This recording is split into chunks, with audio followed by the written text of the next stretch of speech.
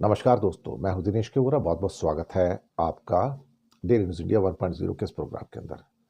दोस्तों, भारत के बासमती चावल के ऊपर दावे को न्यूजीलैंड और केन्या से बहुत बड़ा धक्का लगा है। भारत ने एक जीआई टैग को शो करते हुए इसके ऊपर अपना इंटेलेक्चुअल प्रॉपर्टी का अधिकार जमाया था, जिसको पाकिस्तान ने अपोज किया था। तो न्यूजीलैंड और केन्या की जो अदालतें हैं, उन्होंने भारत के दावे को खारिज कर दिया है और वहाँ पर भारत ने डब्ल्यूटीओ के जो इंटेलेक्चुअल प्रॉपर्टीज़ हैं और ट्रिप्स के समझौते का हवाला देकर न्यूजीलैंड में बासमती का ट्रेडमार्क इंडिया हासिल करना चाहता था।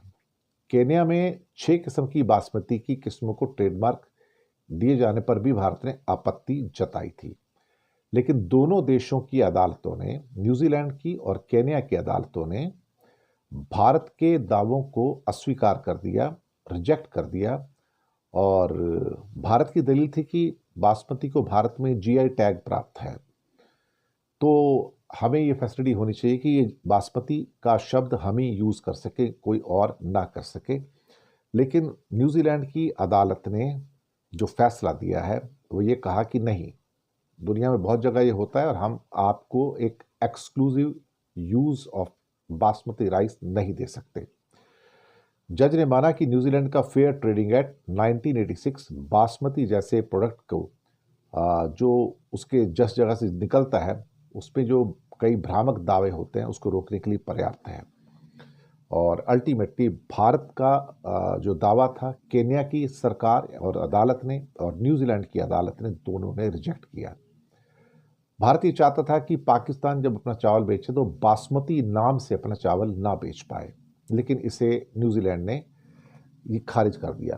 केन्या का फैसला भी इसी किस्म का आया है कि केन्या के अंदर भी ये कहा गया था कि जो भारत की बासमती है उसी को बासमती शब्द यूज़ किया जाए और बाकी देशों की नहीं, लेकिन ये भी वहाँ भी रिजेक्ट हो गया।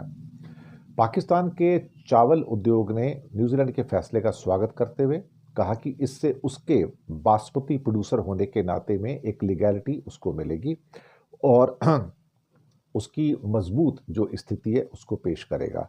तो भारत, क्योंकि बासमती की खेती तो पाकिस्तान में भी होती है और बासमती चावल की खेती इंडिया में भी होती है, और दोनों के बीच में प्रतिस्पर्धा रहती है कि बासमती राइस का कौन नाम का कौन उपयोग कर पाएगा। तो भारत के लिए एक किस्म से ये बड़ी एक किस्म से सेटबैक है कि भारत को एक्सक्लूसिव राइट जो न्यूजीलैंड के लिए चाहिए थे, जो मार्केट है केन्या की, उन दोनों ने इसको रिजेक्ट कर दिया है। और इसके द्वारा क्या होगा कि जब ये रिजेक्शन होते तो बाकी देश भी उन फैसलों को देखते हुए जो आने वाले फैसले हो सकते हैं अन्य देशों में, वो भी रिजेक्शन का कारण बन जाते हैं। शुक्रिया आपका।